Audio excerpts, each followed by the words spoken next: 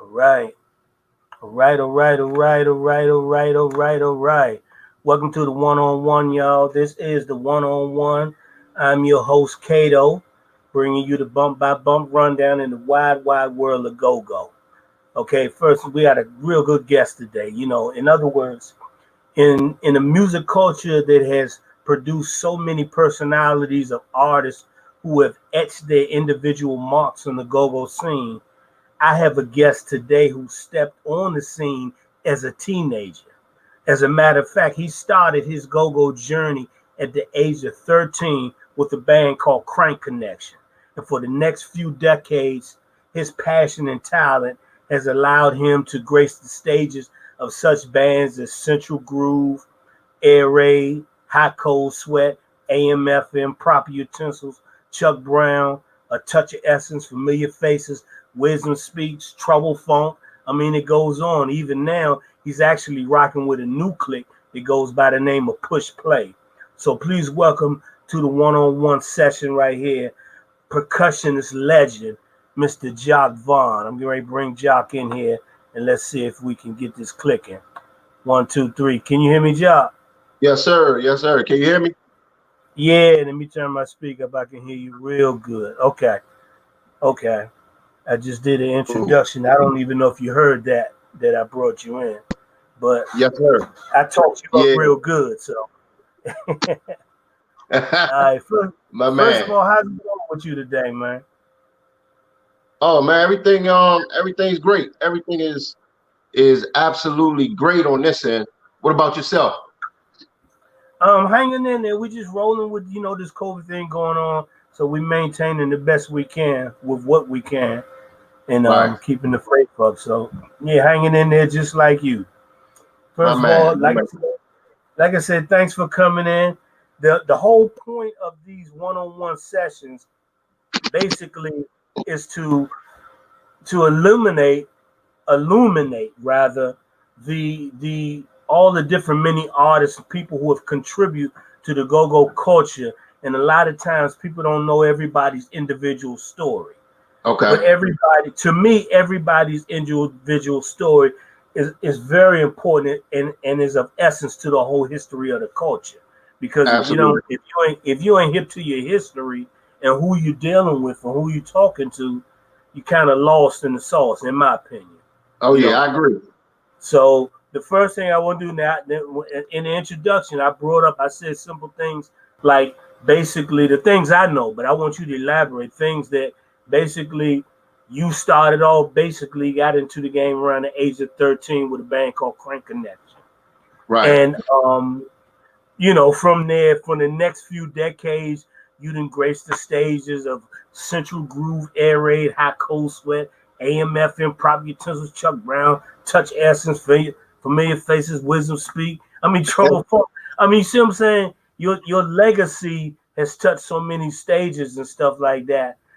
That to me, in my book, it puts you in the legend category as a Okay. percussionist. You know what I'm I saying? appreciate that. Yeah, I without a appreciate doubt.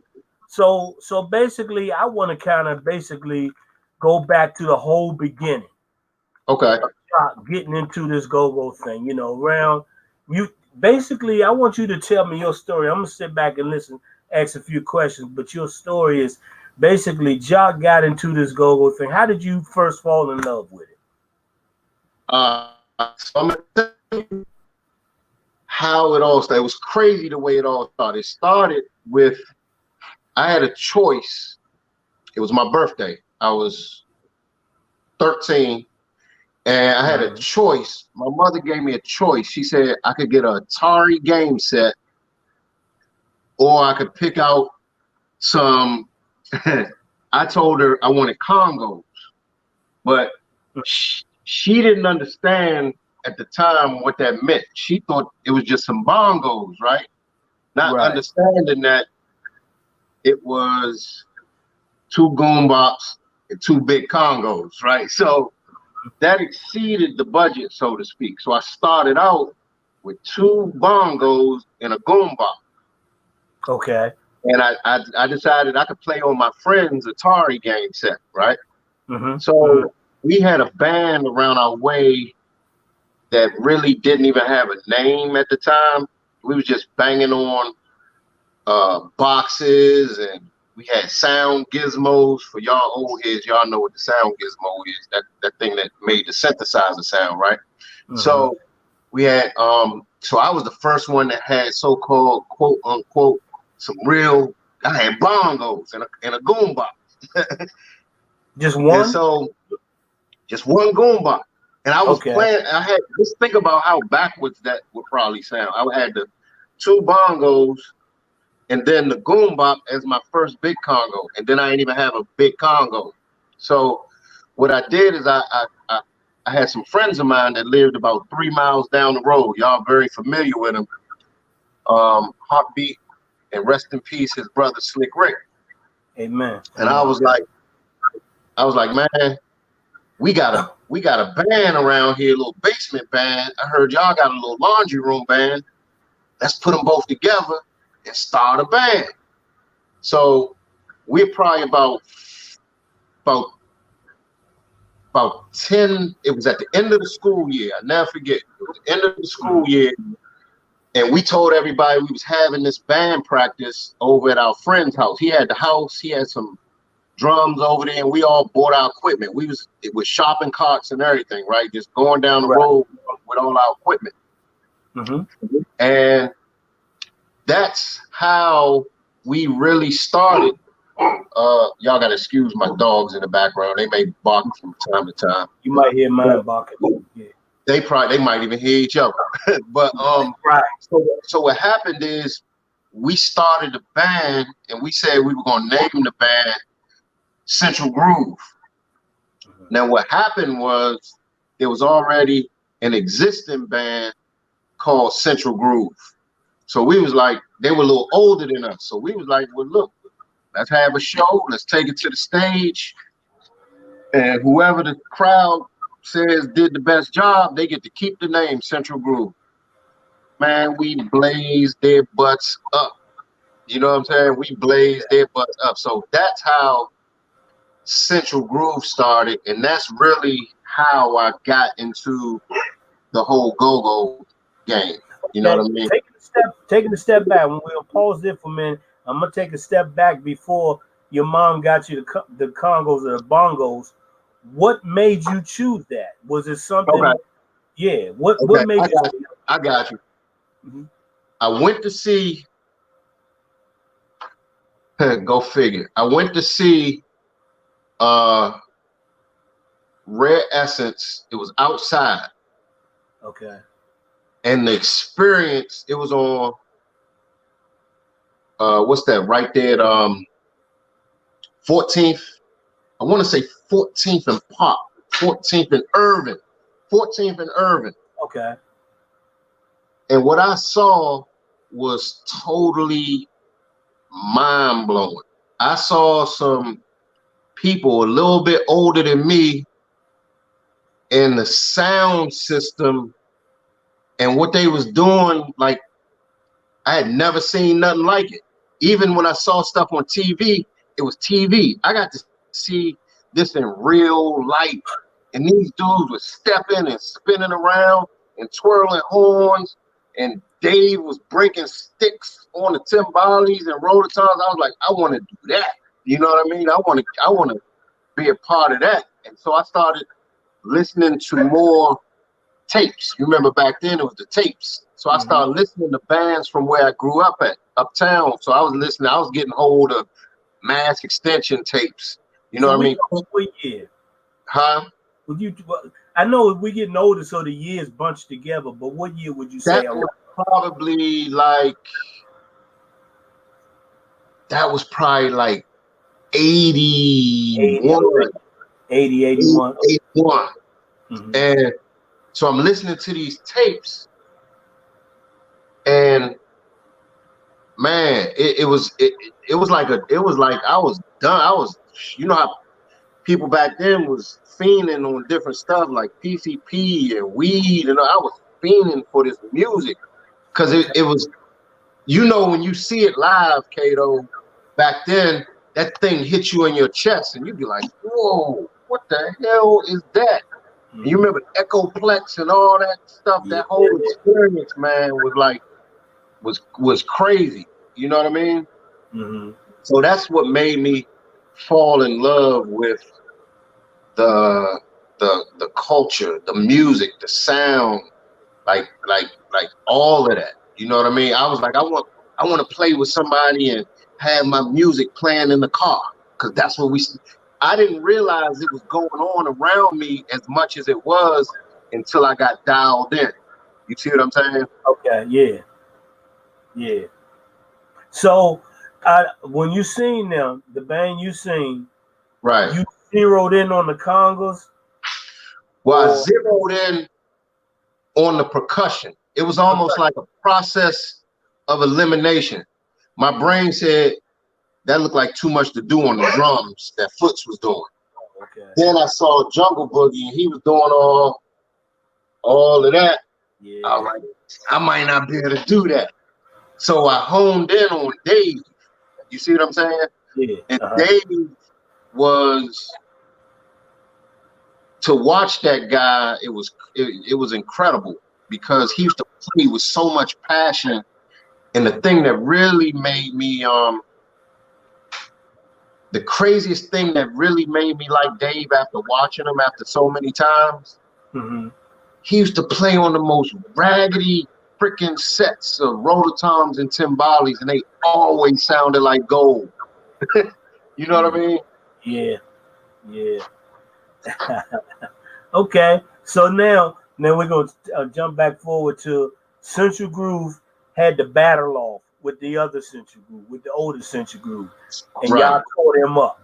So where are we going from there? So what happened, and I left one part out, which was crank connection, but it was so kind of quick and fast Mm-hmm. that we just gonna move on to where we at now. Okay. Okay. So was So Crank Connection was that band you was with before you approached Heartbeat and Rick?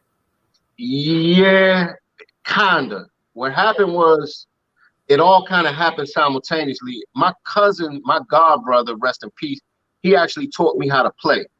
Mm-hmm. And he was playing with Crank Connection.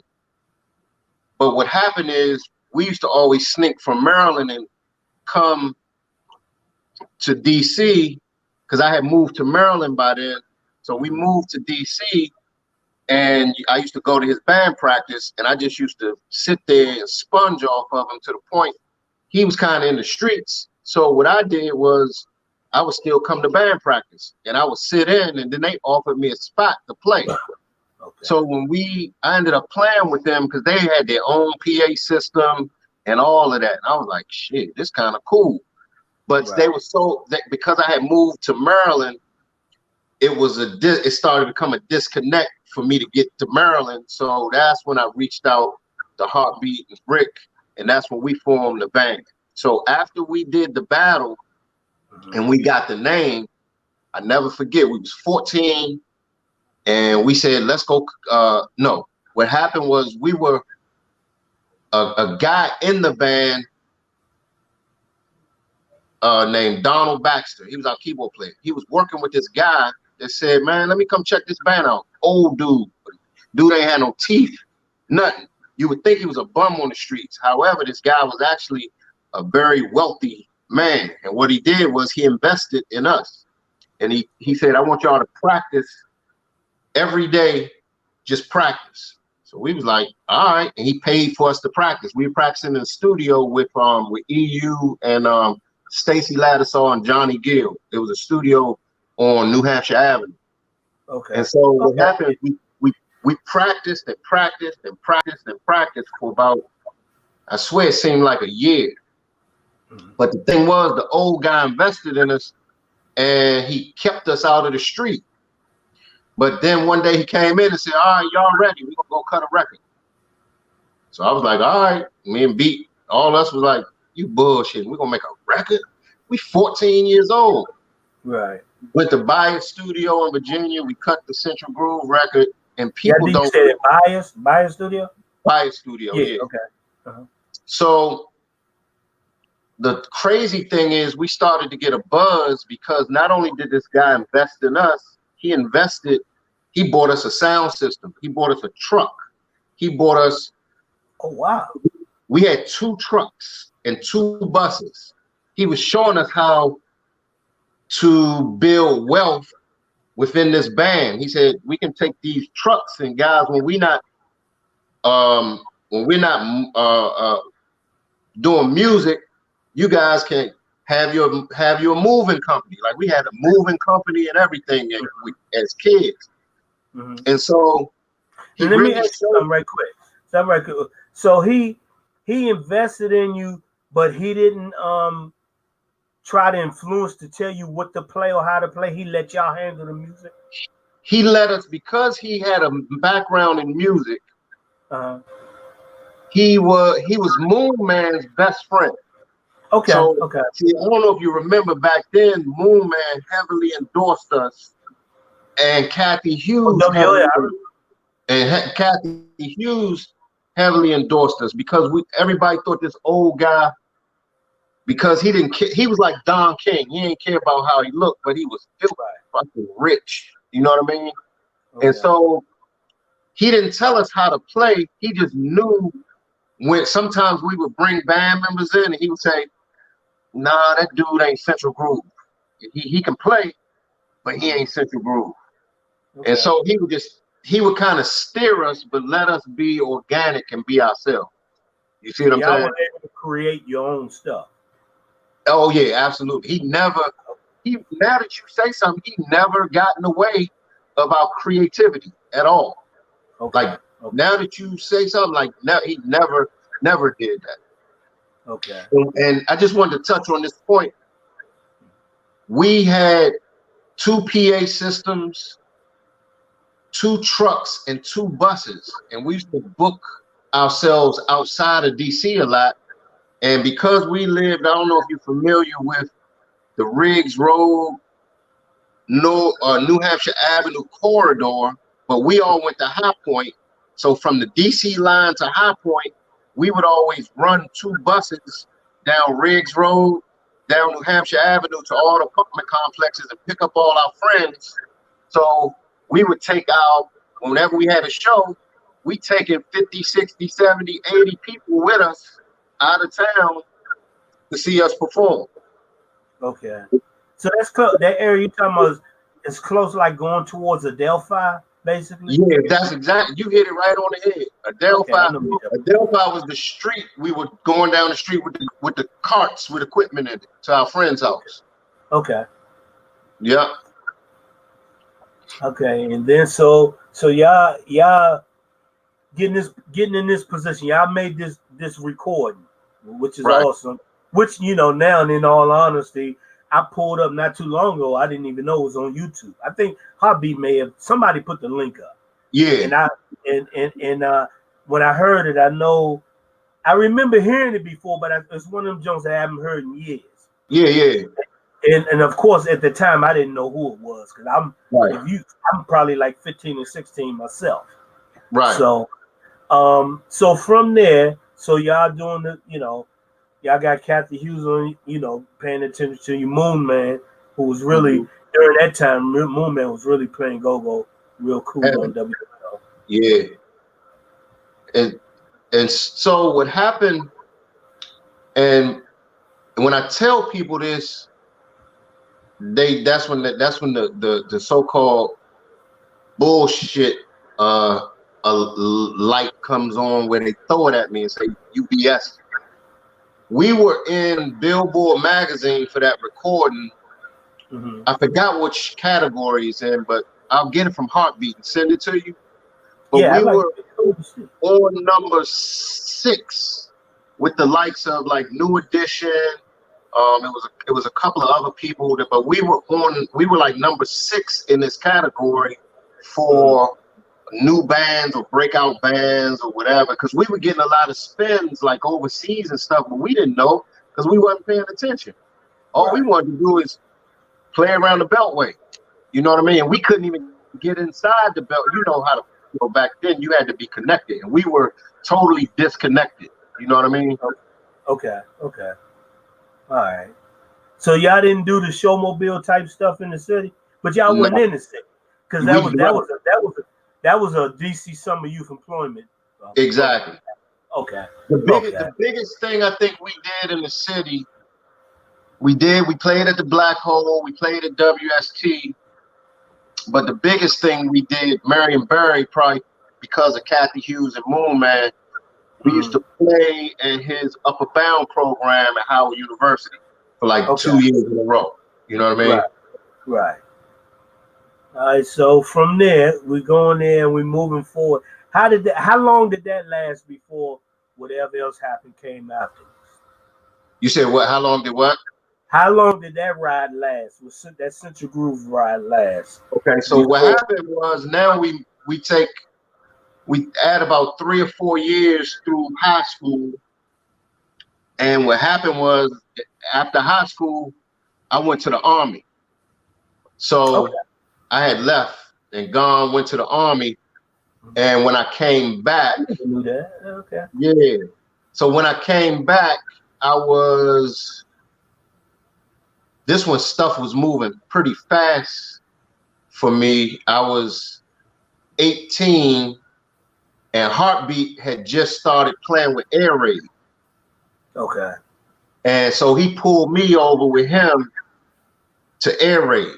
And I had went over to Air Raid, and this was the new Air Raid. The craziest thing in the world was when I was younger, I was like, man, if I could play with two bands in the whole wide world, it would be Air Raid or Red Essence.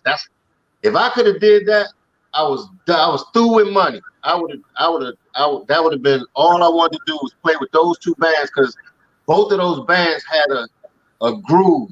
You know what I mean?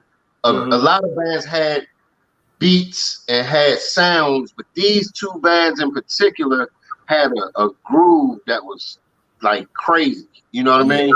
Yes, indeed.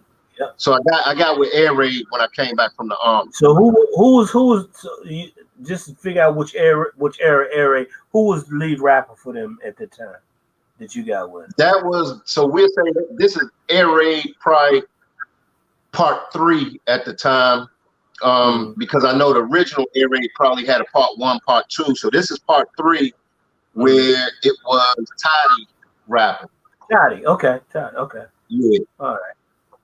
Okay. So we had Toddy and yeah, so they pulled me in and I was there for a minute. Okay. Oh, so you was there. Okay. And then where? So where we going now? We So doing the air then raid. what happened is Air Raid dismantled after a couple years. We did a recording with Rio. But I think they were having some issues with the name, the original Air Raid, and copyrights and stuff just was getting funky. And so I Right. jumped off that train, and that was because Slick Rick had gone to Hot Cold Sweat. So Rick was like, well, shit, if you ain't playing with them no more, come over here. So I went over to Hot Cold Sweat, and I really didn't like it over there. Mm-hmm. That was totally away from the groove that I like to try to be a part of. It was too programmatic. It was almost like popcorn go-go. And I just didn't like it. You know what I mean? Right. So Right. I hopped off of that train pretty fast. You know what I mean?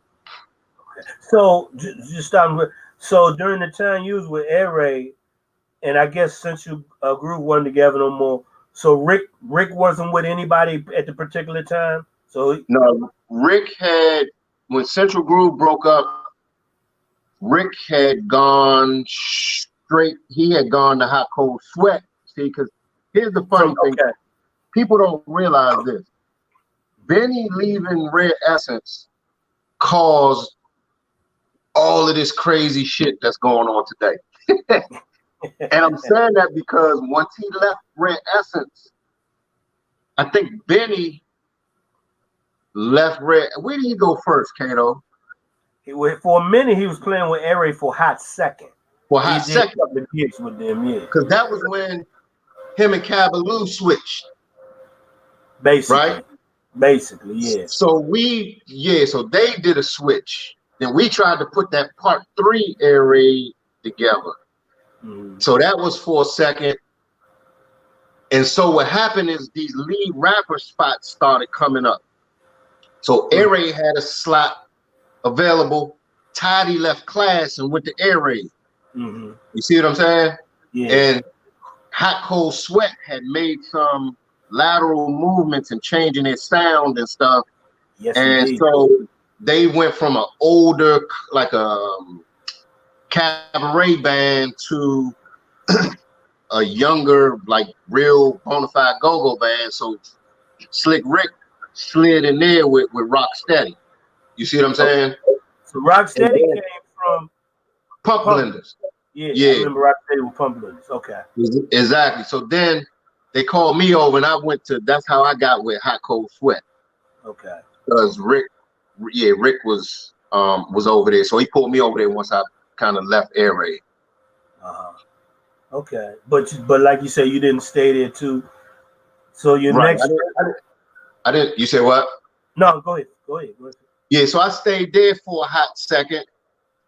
And at this point, while I'm over there playing with Hot Cold Sweat, Heartbeat is now playing with Chuck. Chuck, right. You Okay. see what I'm saying? So Heartbeat's playing with Chuck.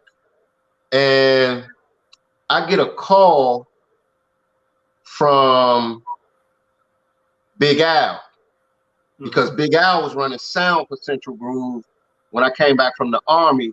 Oh, But was he? I wasn't playing Okay. for Central Groove at that time. You see what Uh-huh. I'm saying? So I get a call from Al, and remember, Toddy was with Air Raid Mm-hmm. when I went to Hot Cold Sweat. So I get a call from Big Al saying, man, Mike Hughes is putting a new version of AMFM together, and why don't you come check us out? He didn't say come and play. So I Right. went and checked him out, and it was Heartbeat, it was Toddy, Tony Sharp, Jimmy Jam on drums. Man, the band was bad. So I never forget, we was playing in the basement. I mean, they were playing in the basement. I Mm-hmm. was with Hot Cold Sweat, and I was like, man, I don't like it over there. So I said, Mike, why don't you let me come try out? And Mike was like, well, we got Heartbeat. We really cool. He said, but you bring your stuff over and we'll see if you can create a spot. I Mm-hmm. swear on everything, Kato. I went to Chuck Levin's and burnt up my credit card and bought all new equipment. I'm talking blocks. People don't realize it. I was the first Rototom player to start playing with the blocks with Okay. AMF Oh, okay. Okay. before Doug and Big Doug, Northeast yeah. Movers and all that. Because I went and bought Rototoms, Timbales like Dave, because Dave was the first one that had the 2 sets of Timbales and that big long Yeah. Rototoms across the top. You know what I mean? Yes. Trouble Yep. had the Rototoms, but Dave had them 4 sets of, those 4 Timbales at the bottom. I went and bought all that shit. And Yeah. Mike Hughes was like, what in the hell are you doing with all this stuff? I said, just bring them, I thought you was gonna bring a cowbell and 2 Timbales. Man, I set all that shit up. Hey, Kato, Mike said, I can't do nothing but hire you, man, because I got guys in the damn band that won't even put their keyboards in a case. You got your shit with cases and all that stuff. He was like, you Right. got the spot. You know what I mean? So I played with them for a while because and we recorded a record. What you reckon? What you reckon? It was AMFM. Hey, I can't even remember, but that was a nice recording because Mike Hughes and Toddy kind of tried to emulate what Funk and Benny were doing. Oh, so Toddy Toddy's on the record. yeah, Toddy. Okay. Yeah, you gotta see if you can find it on YouTube. But Okay. if you hear it, that was a really well produced. Well, Mike Hughes and Al Of mixed course. produced. Right. So it was really a good and it actually was probably it sonically correct, so it was definitely ready for a national sound. At the time, it just didn't get any feet on it. But you should check it out though. That was pretty good. But anyway, so that's where I ended up. That's how I ended up with AM/FM. Okay. So now we talking AM/FM. So we talking what year? Now what year we talking? 80? Now we're talking 88, 89. 88, 89. That's about right. Okay. Yeah. Okay. So that was after the I Like the Sunshine era. Yeah. Because see, what happened is right around that time, see, people didn't realize how much Chuck had an influence. Chuck, right around that 88, 89 era, this is what caused Heartbeat to leave AM/FM. Because Chuck decided he wanted to, and I never understood his formula till later. Every couple years, Chuck did a overhaul of his band and hired younger people. So he would always have the older people filtering out and new younger people coming in. You see what I'm saying? Okay, interesting. Because what he did is he got rid of Roland and brought in Heartbeat. Right. You know what I'm saying? And then he didn't get rid, of course, we know he didn't get rid of Sugarfoot. Sugarfoot went on the road, he brought in Juju. Right. And then what happened was after he brought in Heartbeat, Heartbeat was with Chuck for maybe, it was really quick. It may not even have been a whole year. And then Heartbeat went on the road with Rico Suave. Gerardo. And that's how I ended up with Chuck. Because Heartbeat said, man, you should hear this young boy Foxy Rob, him and Jock, because we was over at AM/FM at the time. Because when so Foxy Rob was with AM/FM too. Yeah, because it was Heartbeat, Jungle Boogie for about 5 minutes, because you know Boogie was going through his roller coaster ride, and then we brought in Foxy Rob, and me and Foxy Rob really had a tight chemistry. Okay. So that's how we ended up, and this gonna segue into how me and you met in a second. Yeah. So me and Foxy Rob ended up with Chuck. Okay. Now I didn't know that. I didn't know you was with Chuck before the next band. I thought you went from the next band. So you went from Chuck to the next band back to Chuck. Exactly. Wow, I didn't know that. Okay. Interesting. Exactly. Because it was almost simultaneously the way that was happening. And once we get there, I'm gonna tell you, I don't want to give it away yet, but yeah. Right. Okay. All right. So you're doing that thing with Chuck, you and Rob, both of y'all together. You and Rob. Yeah. Okay. And see, at this time, me and Rob were roommates. I was gonna say that was during the time y'all were living together, right? Yeah. Because you remember we had the house. Yeah. Because everybody used to, after the shows, they would come over to the house and play Madden and all that stuff. Yeah. Right. Okay. So then we leg away next. So you rolled from Chuck, but what made you roll from Chuck? Well, first we got to get to the next spot. Okay. Yeah, then I'm not gonna jump for you. Go for it. You keep going. Okay. So what happened when I was with Chuck?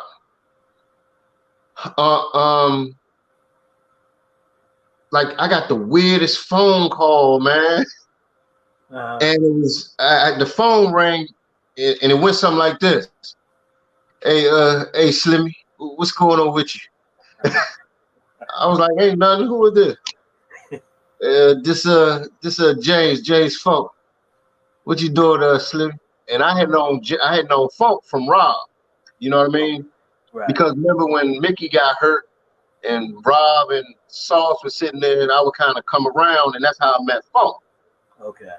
And so he basically asked me if I would be interested in being a percussionist for this band he was putting together. And I was like, hell yeah. What? Me?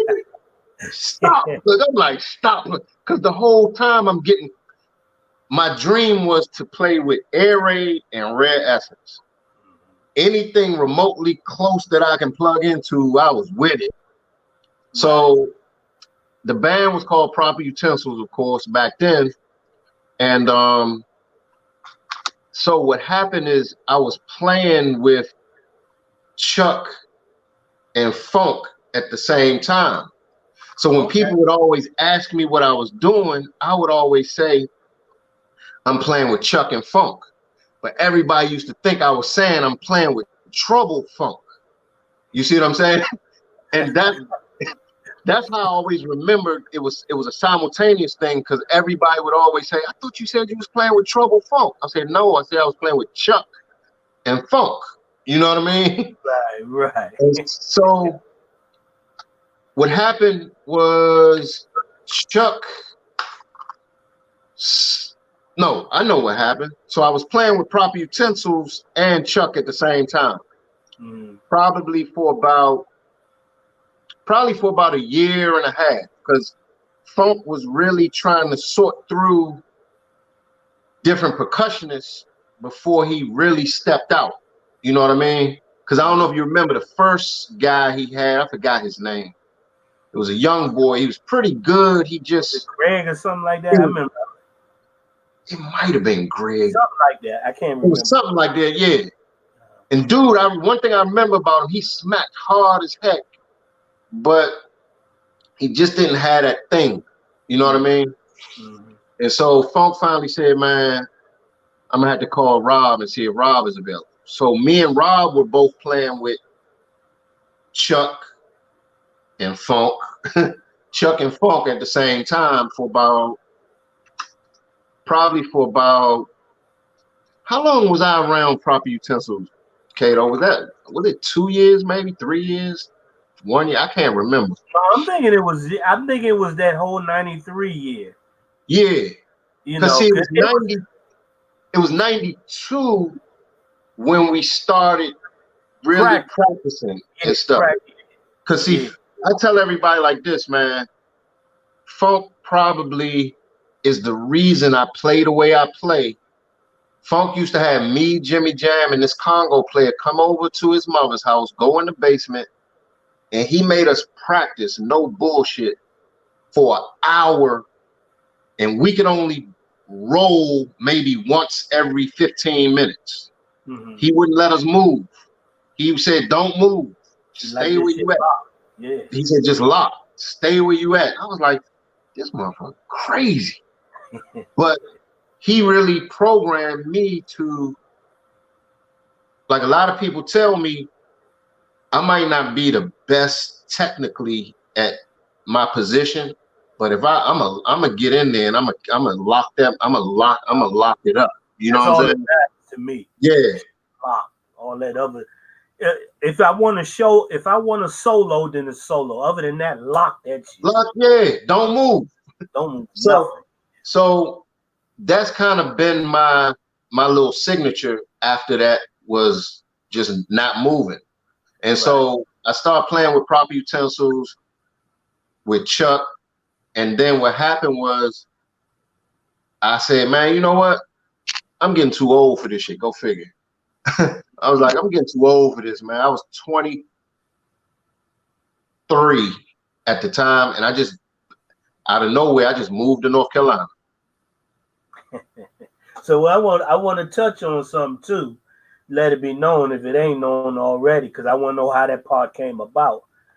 Not only did you play percussion with Prop, and I came to Prop, it was still during that practicing time. So I came down when y'all started practicing down Keith Holmes' jump.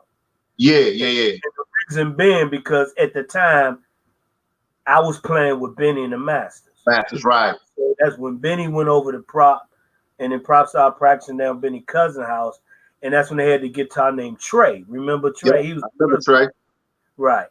And because Trey played with AMF here. Did he play with AMF? That's what I thought. Trey Harvey. He down in Atlanta now. Okay. I ain't seen him in years. Okay.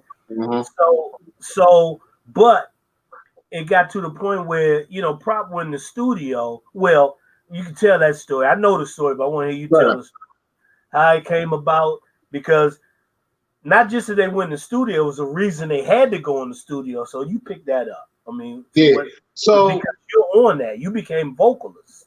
yeah. So what happened was, um, Funk and Gary Drew were chopping it up. And those of you who don't know, Gary Drew was really connected with the sound systems and stuff like that. And so they basically came up with the idea that we needed a product to put out to support the new band. And so they were fishing through some songs, and they said, "Man, let's do this Rump Shaker thing." Now, Funk had known that I did rap, that I rapped, because when Chuck was when I was with Chuck, he couldn't sometimes hold those second sets. Right. So he would call me sometimes to come up and run the one mic, what they call it today, the What? run the one. Yeah, so I would run the one for 15, 20 minutes. You know what I mean? Whenever we went out of town, I would run the one. And most people don't know that. You know what I mean? See, that's something Um, you left out. I'm glad we brought that up. yeah, so I would like Kilimanjaro, the last 10 minutes, 15 Yeah. minutes, I would run the one. So it started to be a thing where the last 10 or 15 minutes, then like the likes of Benny's and Folks and Slick Ricks, they started coming to Kilimanjaro so I could back up. I ain't had to do it because I wasn't really, but I was doing a lot of the rap songs for Chuck, Okay. to the point where I was still playing with Chuck. Funk asked me to come do the Shriners Ball with Red Essence. I was psyched because I got to play with Red Essence.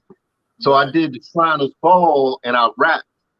Um, I think I did OPP or something with at the Shriners Ball with Red Essence. So all that to say, moving forward, when we did this Rump Shaker remix, Funk said, "Slim, can you still do a little something on that microphone?"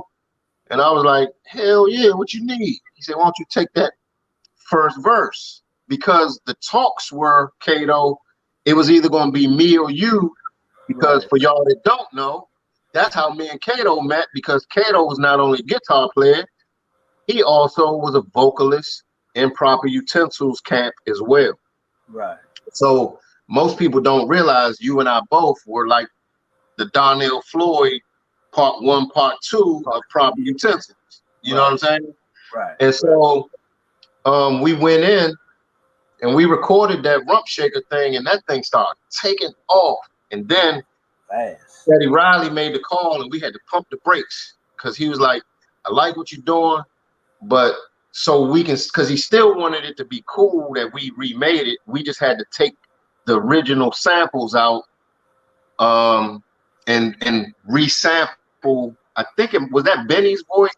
You can start shaking. It was no. It was had the Shorty from Pleasure. They had the Okay. um. Oh no, that was Benny that did the nah nah nah Now nah Benny nah did the nah nah. 999 part. Yeah. Yeah. So we just had to retweak and redo a few things and push that thing out. And man, Kato, because you was there for the ride, we had some fun. That for that promo, you know what I mean? Yeah. Yeah. So that was about I think I did that for about 2 years, and in '94 I just packed up Mm-hmm. and went to North Carolina, and I So you didn't. returned. So you didn't. And that's another thing, because I think we left around the same time with Prop for different reasons. Because I Okay, moved out of the area too. okay. But I thought that's why I say I thought it was from Prop to Chuck. But you saying No, they was both it around the was same Chuck. time. It was Chuck to Prop, Wow. because Okay. when I got to Prop, we were still playing with Chuck, and Chuck started making those adjustments that I was talking about, Right. Okay. and he got rid of Louis, Glenn. He got rid of all them folks and brought in like Mike Hughes, brought in Yeah. Ivan. He brought in Keith Holmes. Keith Keep went to on. Japan with us. Yeah. You know Yeah. what I'm saying?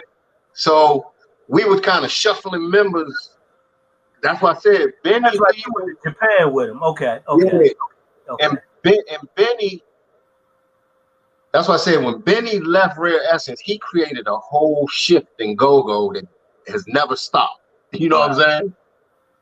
So we started shifting and pulling members and stuff like that. So that was all happening simultaneously. Okay. Okay. All right. Wow. I didn't know. Okay. All right. So. All right. So and right around that time you left, because a few other people started leaving. I think. Um. That was when Uh. Rob left and they got Kenny. Bo, Bojack. Even Bojack went to RE. You know what I'm saying? It was Yeah. people was okay. Okay. Um. And see, I. people don't even realize Bojack, what they did later. But Bojack was tough on them Congos too, man. You know what Yeah. I mean? Yeah. Yeah. He was nice. Yeah. Yeah. So then, so say you went down south. Yeah. Went down there, got into a little trouble, ran back up here real fast. And I was pretty much retired. You know what I mean? Retirement part one. I was gonna say, cause we're gonna get into that. I want to get to that. Yeah.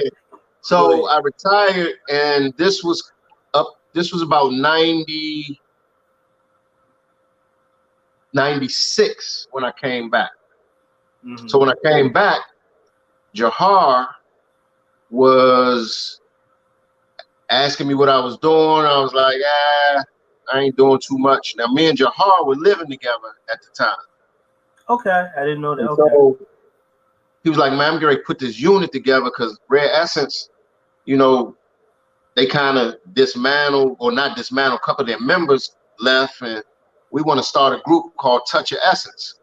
So he called me in to do that, and that was kind of cool because Mike Muse was over there, Godfather, Marky, um, then Marky Mark was on Congos, uh, Bula was over there. It Oh, was a Bula nice was over unit. there? Yeah, Okay. it was a nice, it was a nice unit, but it was too many chiefs. Too many. I'm talking from management to the stage crew. It was Yeah. too many chiefs. So that was probably that up to about 97, 98. Yeah, it was about 98. And I was like, I'm good. Mm-hmm. And then right around 98, me and WAP, which was a local rapper, Mm-hmm. me and WAP just started talking. It was real weird the way me and him hooked up because we just were talking. And he was telling me what he was doing with the rap stuff. I was listening to it. I was like, man, this shit hot. And it wasn't too many rappers from DC that were recording anything that was kind of industry worthy. Right. And he had just signed with a company called Warlock, but he got locked into Warlock. a Okay. crazy deal. And it was weird because they were trying to decide between WAP and Juvenile. And through a series of stuff that happened, um, they locked him into a situation where he couldn't do nothing and record. So he said, well, it's definitely two ways to skin a cat. I can create a live unit and go out and do this stuff, put a live unit behind my music. So Right. I was like, all right, cool. So we talking after about 5 or 6 months, and he was like, why don't you put a unit together for me? I said, I don't know nothing about that stuff. And he was like, man, you put a unit together, I'm gonna show you all you need to know about the music business. Because he was working at BET at the time. And Okay. he was getting a lot of because he did a lot of production at BET for like 106 and Park. I forgot Heart and Soul magazine. It was like 3 or 4 shows he was producing, and they were flying him out to Cali, and he was really learning the game. You know what I mean? Right. Right. So he and I hooked up, and I put a band together for him, about a 5-piece band, and I started. I was with WAP. People don't realize that he had eventually it turned into Wisdom Speaks, which ended up a lot of people don't know. We ended up picking up the DC lottery campaign after Chuck, and it was a multi-million-dollar campaign, and it did pretty good. I was with WAP for 18 years, from '99 to 2000 to 2016. You know what I Okay. mean?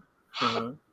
And a Okay. whole lot of things happened in between that I time. was gonna say because I mean, what the familiar faces. Where did that come in? You know what I'm saying?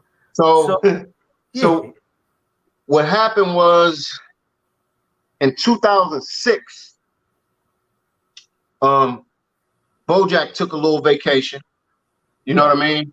Yeah. Yeah. And Yeah. Bojack called from his vacation spot, and he said, "Man, call Jock in because Jock can do.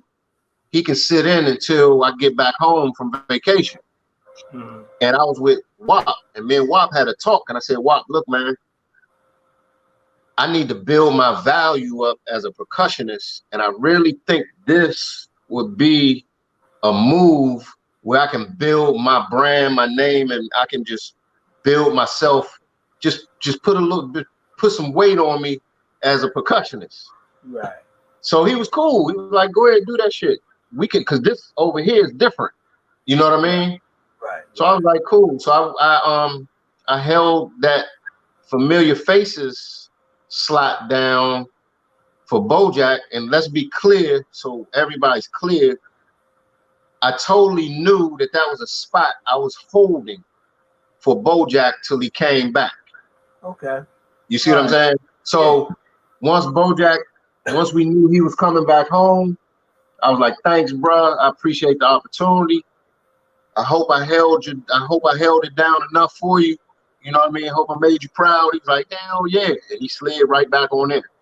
You know Right. what I mean? Then I continued with Wisdom Speaks or WAP. You know what I mean? They were still whopping them at the time, right? At the time, yeah, when I went, when I stopped with Familiar, it was still WAP. I think it changed. If that was 16, I think it changed right around probably like right a little bit after that, like 10 or 11, 2010, 2011, Right. because we were performing at Blues Alley as WAP in them. Okay. And we was a guy from DC Lottery came in and said, "Man, this shit is," and he actually gave WAP. He's like, "Man, you got a lot of wisdom speaking off of that stage, man. You should be Wisdom Speaks with two E's." You know what I mean? That's where And they his came from. Wisdom Speaks was born in Blues Alley. You know what I mean? Right. That's And interesting. most That people don't okay. realize we took a rap group into Blues Alley Wow. and did So two shows. are you on the sunglasses track? Yeah, yeah, You on it? So you on yeah, percussion on that? yeah. That's I nice. did it. Okay. Yeah, I Okay. did it. See, and I'm gonna tell you else who was on there. I'm glad you stopped there because I need to insert this little piece of history. Okay. We had a drummer you might know named Kevin Thunder. I think they call him Bigfoot. You know Bigfoot Yeah. play. Yeah. So he was suggested to us by Sugarfoot Ricky.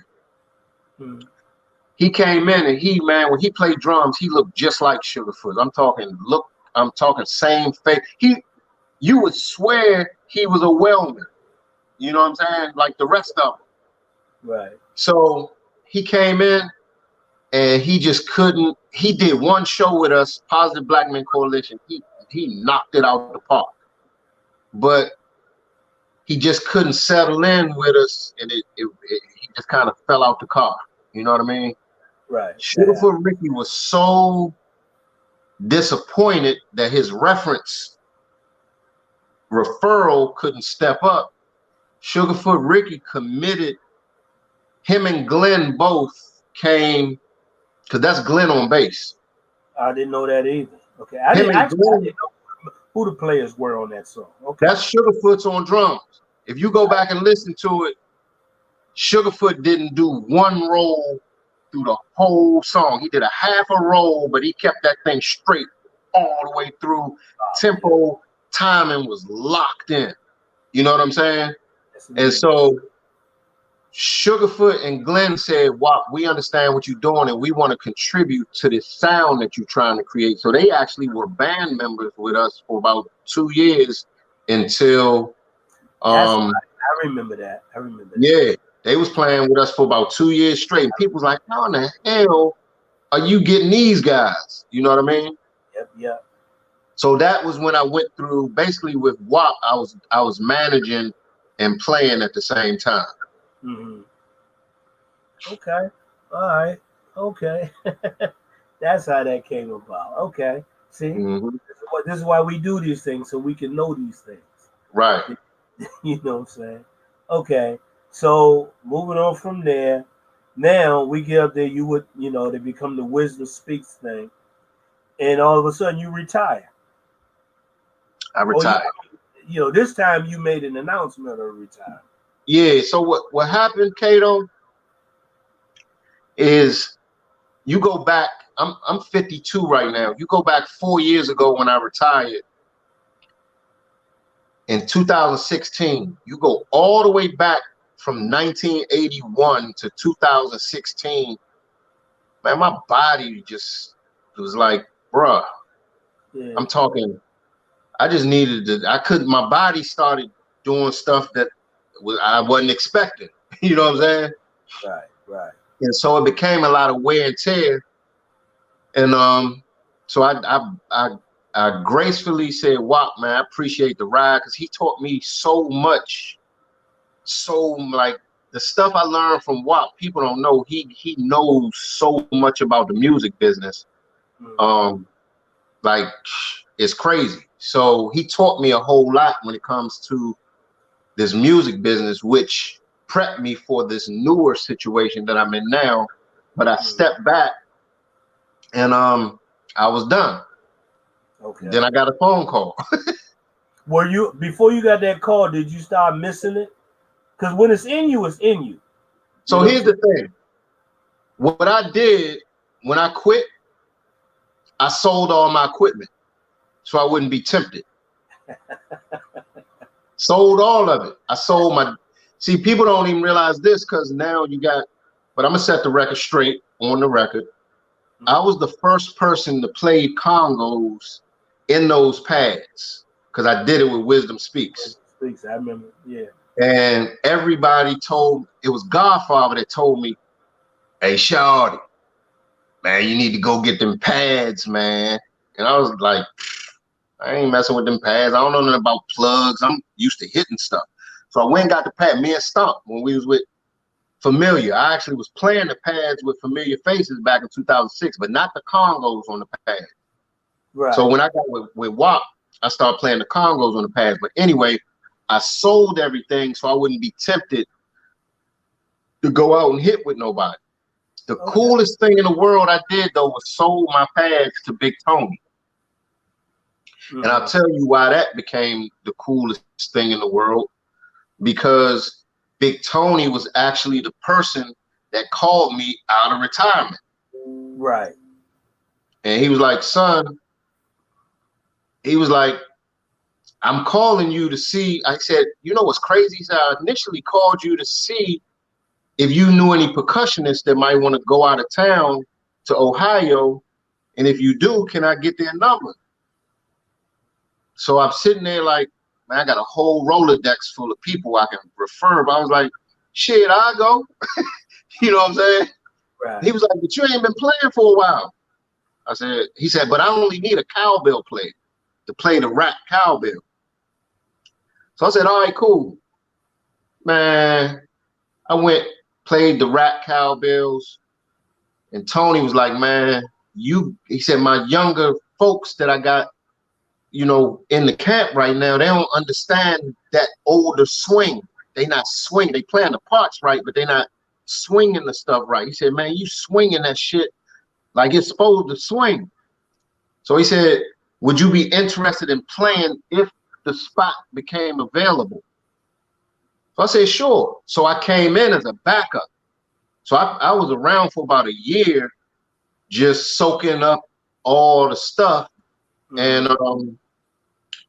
the guy Chris, who was playing at the time, he just ended up quitting after they came back from a cruise.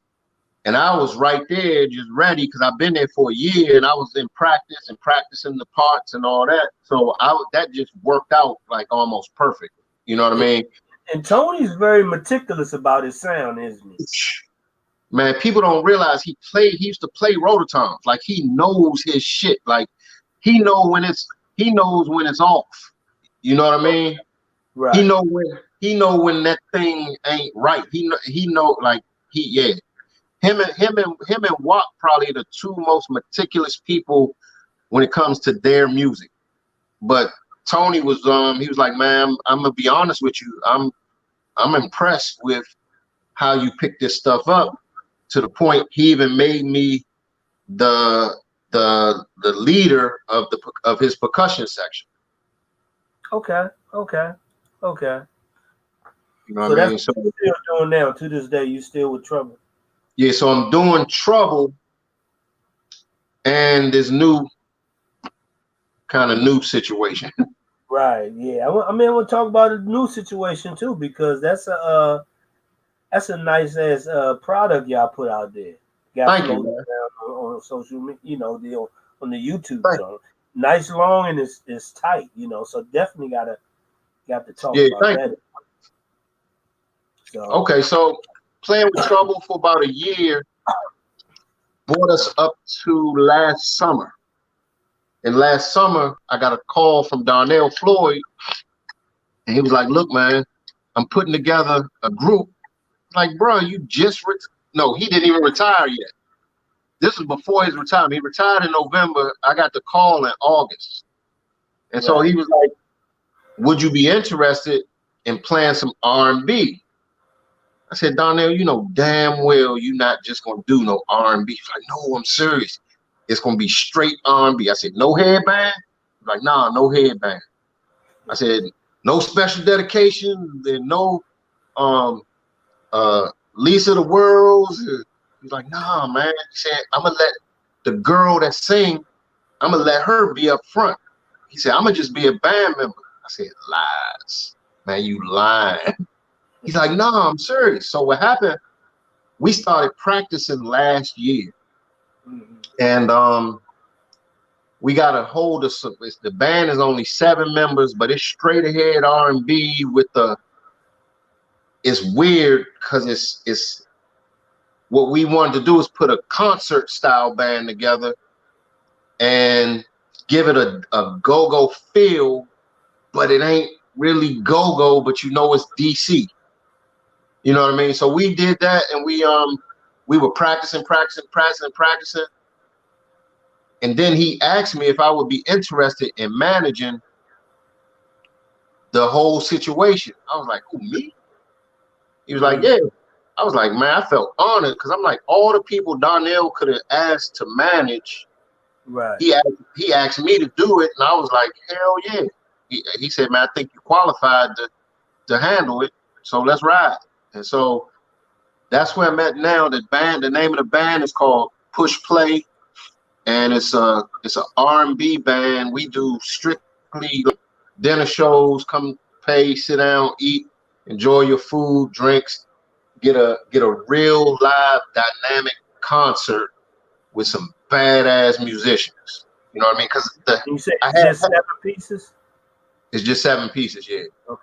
And I was reserved, man, because I didn't want to violate the agreement I had with Tony, because Tony's whole thing was, I don't care what you do with other bands, and Watt was the same way. Just don't go play, like, if you play with the Bulls, don't go play with the Lakers. You know what I'm saying? So I had to be very specific about it not being, it's not a go-go band. Like, we done at 9:30, 10 o'clock. We playing from 6 to 10 at best. You know what I mean? Right. And the one thing I wanted to say, Kato, before we get off this thread, is one thing I wanted to put on the record, brother. and Big Tony probably be the only one in position to do it. But I've never been fired from none of them bands that I ever told you about. Never once was I fired from a unit. Like nobody can say they fired me. I always usually locked in and stay. Like most of the time I was with a band, it was for a nice little while, except for like a hot cold sweat or a touch of essence or something like that. But other than that, I was usually locked in and dialed in for a couple years. You know what I mean? Yeah. So you basically, I mean, you basically left footprints all over. In all Yeah, honesty, you yeah. left footprints, and that's and not only that. From basically what you're telling me is, if I ask for reference, you can give me tons of references. You're not, Oh you yeah, know, anybody's. Oh yeah, yeah, Jock, that guy, or yeah, never had an issue. yeah. Never had. The only issue I can have that I've had with somebody on the record, and me and Donnell laugh about it to this day. Mm-hmm. Me and Donnell had a falling out, and I called him arrogant and said, "Man, you just always want shit your way, man." And he was like, I was mad at you for a few years, Jock, but when I go back and think about it, you was absolutely right. You know what I'm saying? So, but no issues, like no issues with nobody, like no issues. You know what I'm saying? All right. So before we go, I want to ask a couple of questions. I want to get your opinion on a couple of questions. Okay. Um, um, what do you feel distinguishes an artist from a musician? So let me throw the question back. Now, are we specifically talking about go-go? No, no, I don't want to Okay. specifically talk about go-go. No, I want to just talk about in general, because go-go was part of that in general. But Artists. but if you have a separate definition for both, I'd love to hear it. So what would I say the separations are between an artist and a Yeah, musician, right? what What distinguish an distinguish? artist? Now, are we talking about a musician, somebody playing an instrument, or are you talking about an artist like a singer or a rapper versus a musical somebody playing an instrument? I want to make sure I'm we in the Well, same vein. right. Well. Nowadays, they call even singers and rappers musicians. You see what I'm saying? Okay, So okay, consider them both. Consider a rapper, an artist, and a musician. You know what I'm saying? okay. So I'm gonna give you. I'll just be totally transparent from my perspective as a percussionist. So Mm-hmm. let's take somebody like me versus not versus me and a person like Gogo Mickey, right? Mm-hmm. Mickey is somebody that creates, always been creating. He Mm-hmm. took what he was influenced by and has been creating ever since. He's almost like an artist that he got pictures and frames and pictures and signature beats that he can say are his, right? Okay. All right. Me, I'm somebody that I'm not as creative. I'm more of the musician. You see what I'm Okay. saying? So I can be creative, but a lot of times, I'll give you an example. Like Big Tony said, you have to be a musician to come and play percussion for Trouble Funk. You can't be an artist because you end up playing what you want to play and what you feel. And he said, I've had some of the baddest percussionists come in here and they bad at what they do, but can you be bad at what needs to be done? So depending on where you are, that will decide, are you going to need more of a musician for your project, or are you going to need a Picasso that can create for your project? You see what I'm saying? Like in the yeah. capacity that I'm in now with Push Play, Darnell is giving me full range to be an artist because there's no there's no ratio, nothing to measure from with this push play project. Nobody was there before me. You see what I'm saying? Right. But Mickey is a fucking artist. You know what I mean? Okay. Jungle Boogie was an artist. Bojack on those Timbales was an artist. Those are people that inspire people. And a lot of people say, well, shit, he already painted the picture. I can just copy the picture and put it in this song over here. You see what I'm saying? Mm-hmm. And that's just my interpretation of the distinction, okay. or what distinguishes the difference. That's an excellent interpretation. I totally agree. Okay, next question before we roll, right? And I think this is of importance, especially coming from somebody like you, who been in this thing since the age of 13, who got inspired by it. Right. Dude, in talking go-go today, do you think it's lost to 13 years olds, and do you think it can never be of interest to them again? Why and why not? So to answer your, because it's a two-part question, Right. and you kind of know the answer by the way that you asked the second part of the question. You feel me? Yeah. So I really think that the young kids are totally disconnected from go-go music. Mhm. And do I think they could be reconnected? Only if reverse engineering happens somewhere in the rap circuit, where one of the young kids or some of the young kids start reaching for that type of sound. Okay. You see what I'm saying? Yes, exactly. And then that can reverse. It can go in reverse and back into the youngins' DNA, so to speak. But I think it's too far removed. Almost like when we came up, blues was right before when we were born, like real blues. And when we grew up, we wasn't thinking about really blues. That was like old people music. You see what I'm saying? But when those people were younger, that was their shit. You know what I mean? Yeah, we were removed. We were removed from blues, but yeah. I mean, I kind of agree. I'm just curious what people think. You know, the thing that scared me is I think at the time, like when I asked you in the very beginning, what made you choose that instrument? We were choosing instruments. Right.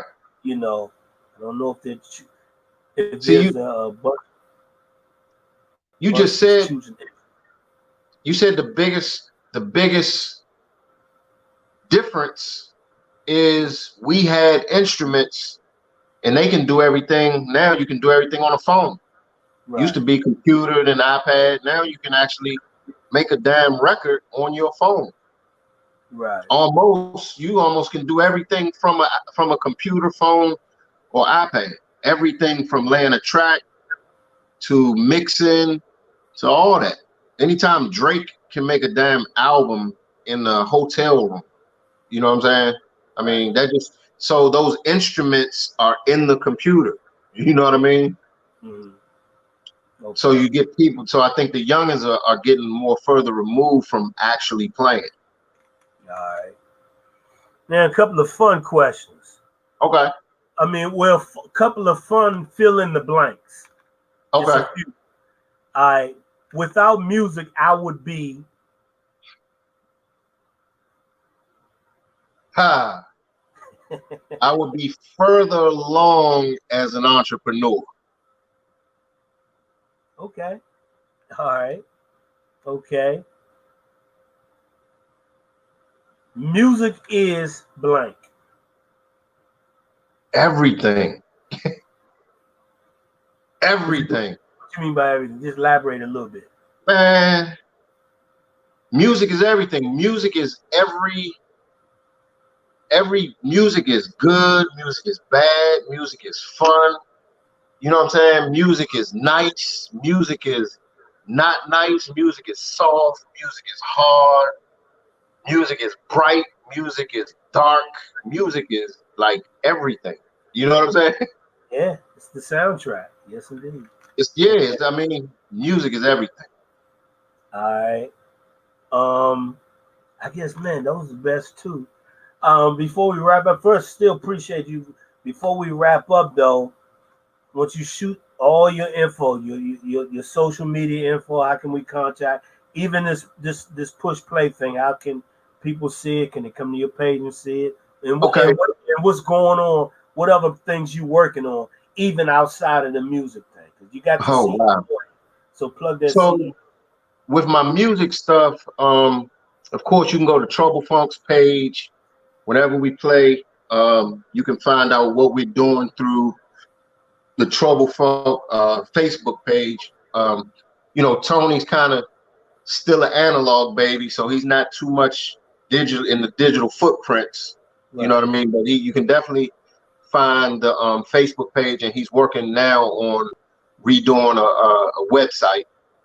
Um, Push play. You can join our Facebook page. You can find us on Instagram. Just just look up, just search Push Play, No and that, website yet. Not yet. huh? You No said what? website. No, actually, our website should have been done about 2 weeks ago, but that's coming. You know what I Okay. mean? COVID kind of just slowed down a whole bunch of stuff. Oh You know yeah. what I mean? Oh yeah. But definitely be on the lookout for Push Play.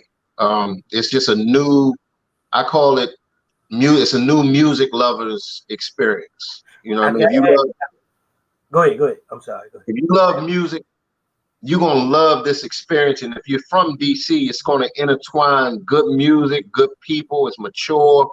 You're gonna get home early. You're gonna be like, damn, that's my shit. We get ready to do a video recording at the Carlisle Club on November 25th, and we're gonna be releasing 3 original songs on that video. You. That was my next question. Any originals coming forth that we can brag about? Yeah, so The biggest thing is we love bragging about our artists, but it that's helps what I was. when we can brag about original material from our artists. So what's happened, if y'all don't know who Miss Pam Ward is, Pam Ward is driving this whole ship. This whole project is built around Pam. Pam is she's got some originals that are going to hit like I said, November 25th. And what we did is creatively we came out with that studio project and did all covers because we knew it was going to do 2 things. It was going to be, one, everybody could connect with all of the covers that we covered, That's and important. 2, it was going to prompt people to say, man, with all that talent, why the hell didn't y'all do any originals? And it did exactly that, because what we're going to do probably coming into this next year, everything was all originals, I mean, all covers on the jam session. Right.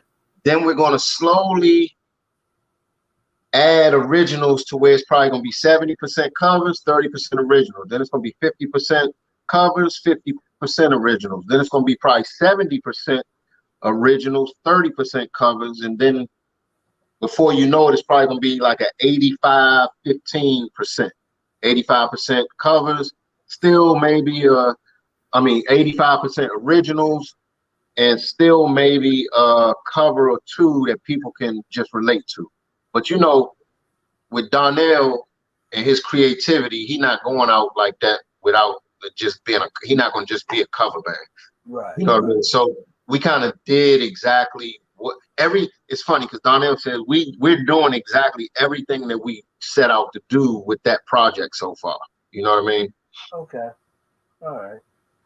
So that's what's going on with my music stuff. And then you know, this is a brand that me and a couple of partners are launching. I am the CEO, which is it has a lot of facets.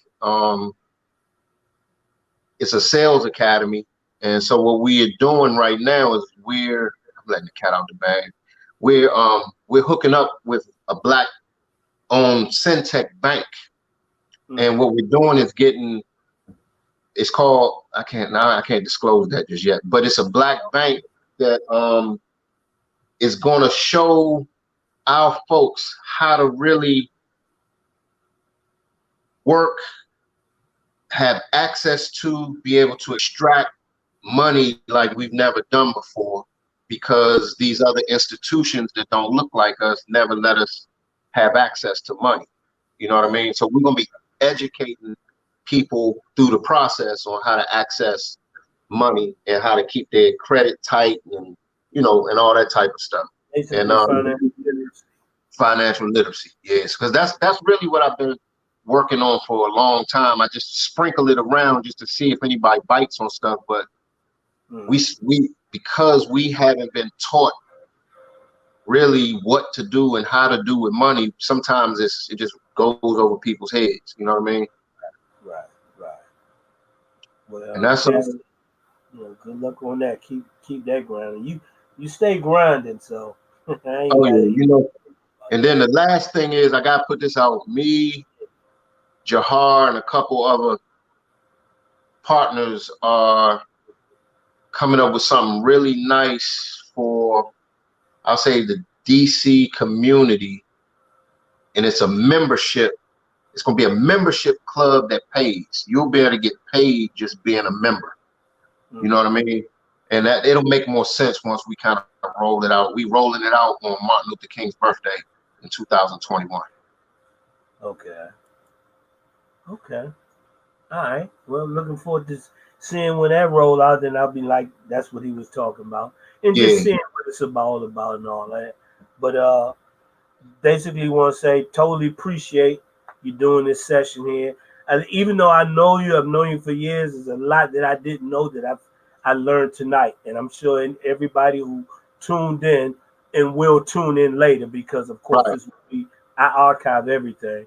Okay. So I just appreciate you coming through, man. Man, Taking the I'm gonna just say this, Kato. I appreciate. I was honored when you asked me. I ain't hesitate. I was just hoping that I was available, because remember I said my schedule was getting ready to get goofy, and it was yeah, perfect that you had this date available. Because when this date was available, I grabbed that joint and snatched it. So I just want to say, man, thank you. I appreciate it. As always, much love, much respect.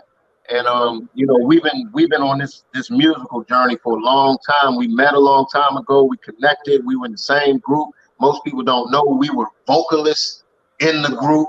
You know what I right, mean? So keep doing what you're doing, because you have not only made a mark in go-go, but you did the smartest thing anybody could do, which is archive this stuff, man. So yeah. I tip my hat off to you. I love what you're doing. Much respect. You have a place in the museum.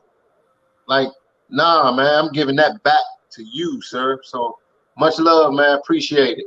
Appreciate you, man. No Okay. doubt. Keep doing All your right, good. man. All All right. right, I'm out. I'm out. Peace and love. All Peace. right. Yes, indeed, y'all. The once again, wants to thank Big Brother Ja for coming through. Ultimate talented musician, percussionist.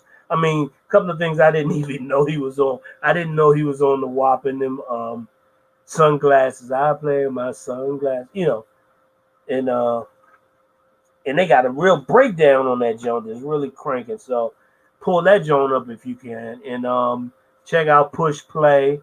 Pull out some of the classic stuff, like it says, Jock rapping on the proper utensils, Rump Shaker along with Lil Benny. Um, and um, and that's that. You know what I'm saying? Appreciate you tuning in. We got some more good stuff coming up on the one-on-one. Got some great people, and the whole point once again is to we're gonna spread that knowledge. Got Pretty Nikki coming up in here. Who else? My man. Who else we got coming up in here? There's so many. Gerald is coming in. Gerald Brooks and Wayne Davis and oh my goodness, man. Blame my mind, not my heart. It's kind of late. You know what I'm saying? We old heads and stuff. But appreciate you coming in this joint. Um, big love to Be More Go Go, and what you do is greatly appreciated, without a doubt. Some of that music you play, people like me and Jacques is on that some of we never even heard or seen before. So it's really good that you keep archiving that music like you're doing too. Peace and blessings. Peace and blessings going out to each and every one. Love each other, love your family, and keep each other in prayer as we go through this COVID thing. All right. God bless you. I'm out of here. Peace, peace, peace, peace, peace, peace, peace, peace, peace, peace. Yeah.